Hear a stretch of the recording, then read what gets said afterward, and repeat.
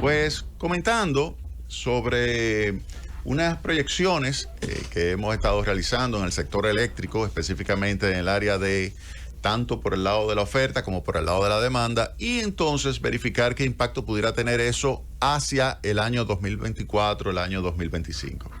Y lo que y aquí resumo, lo que hemos llegado a la conclusión es que en el año 2024 y 2025 pudiera haber una crisis de generación en el sector que desemboque en un aumento del precio del mercado spot que pudiera costar entre 300 y 400 millones de dólares a el gobierno. Es decir, a las empresas distribuidoras de electricidad le costaría más el mercado spot por el hecho de que en ese momento habría una situación que llevaría a que entren en operación plantas que utilizan fuel oil o que utilizan diésel, que tienen un costo de energía muchísimo mayor que si fuera una planta a gas natural o si fuera una planta a carbón. Hay que señalar que ahora mismo estamos viviendo una etapa fuera de lo normal. ¿Por qué? Porque ahora mismo nos estamos beneficiando de la extraordinaria capacidad de generación de electricidad que se puso en marcha a partir del año 2019 con la entrada de la central termoeléctrica Punta Catalina.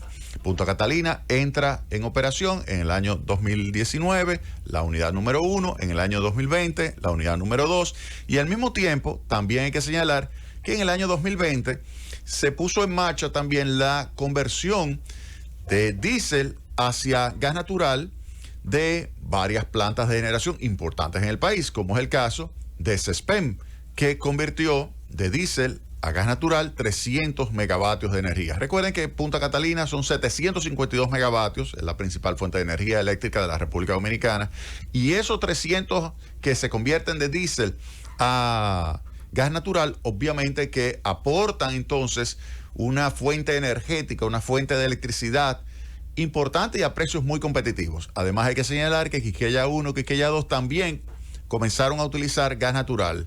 Y esto se hizo por el hecho de que se logró finalmente la construcción y puesta en operación del gasoducto que lleva el gas desde la terminal que está localizada en Andrés Boca Chica y lleva ese gas hasta San Pedro de Macorís. De manera que ahora mismo estamos en una situación en la cual hay electricidad.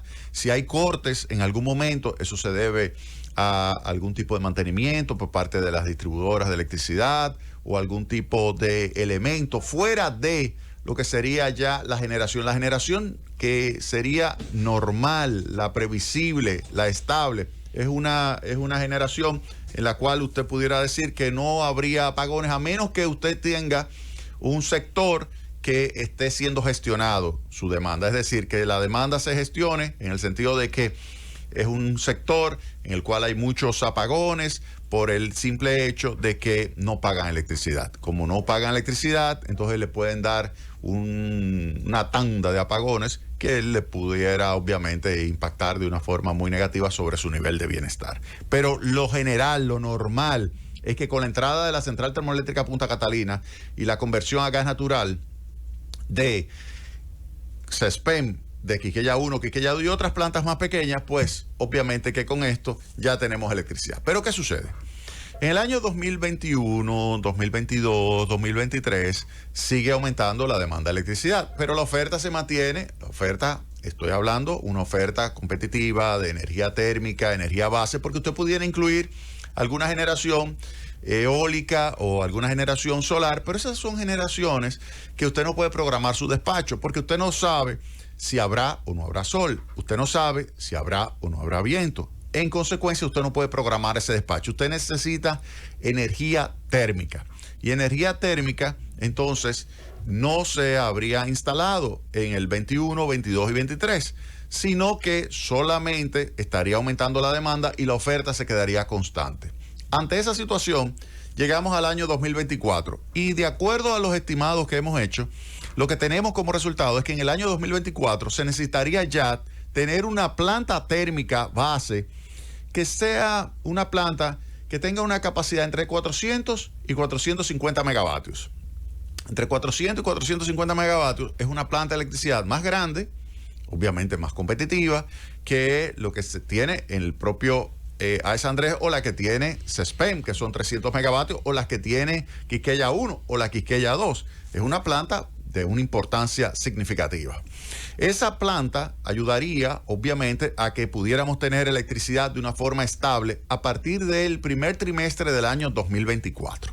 Ahora, esa es la necesidad de electricidad que se tiene.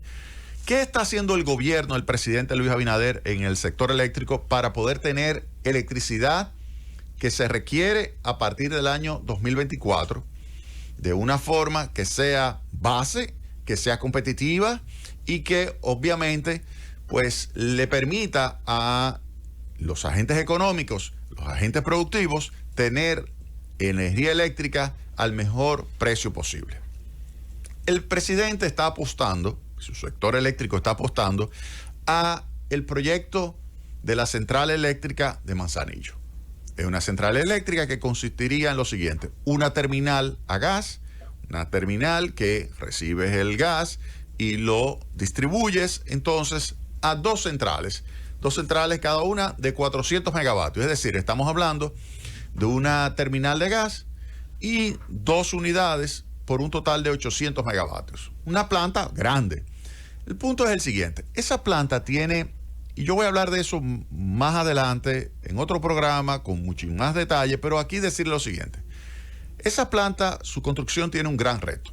El reto está vinculado con, primero, tú tienes que hacer todos los estudios medioambientales. Estamos hablando de Manzanillo, estamos hablando de una operación frente al mar, estamos hablando de terrenos que hay que evaluar, hay que hacer análisis de ese terreno para verificar si puede perfectamente instalarse ahí en tierra esa terminal, instalarse donde se piensa instalar, donde no haya manglares, donde no haya ningún tipo de situación medioambiental que dificulte la instalación.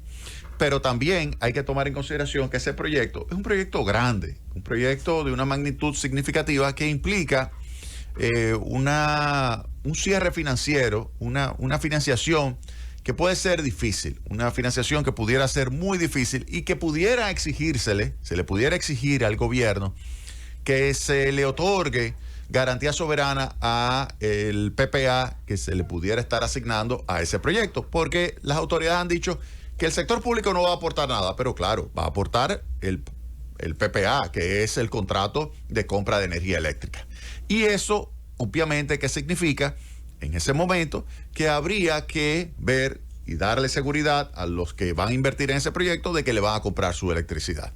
Y eso implica muchas veces garantía soberana. Entonces habría que ver si le van a dar eso. Entonces, ahora, el problema fundamental de ese proyecto es el siguiente: por más rápido que se pueda ejecutar, asumiendo que todo eso se resuelve, que se obtienen todos los permisos medioambientales, que se puede construir, que se hace la ingeniería rápido, que se consigue el financiamiento, que se puede construir sin ningún tipo de problema, que las obras marítimas se hacen rápido, que no hay ningún tipo de reto ni de dificultad, es en el año 2026 que va a comenzar a operar. ¿Qué significa esto? Que del año 2024 y 2025 se tendría ahí que utilizar energía eléctrica en base a diésel o energía eléctrica en base a fuel oil.